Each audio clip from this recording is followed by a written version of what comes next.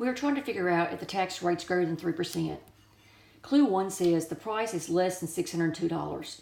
Well, let's say it was $602 just as a threshold. So how much would be the tax amount? So you take $602 and let's say it is 3%.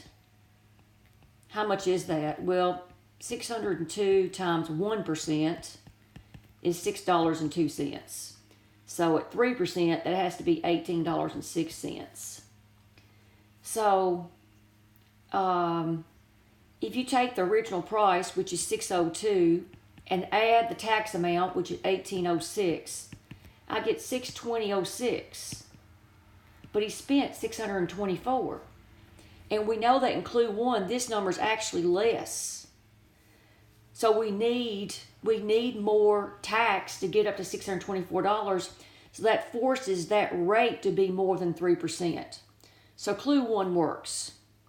Now what does Clue 2 say? Clue 2 says the tax for the guitar that Max purchased was less than $30. So the tax amount, the tax is less than $30.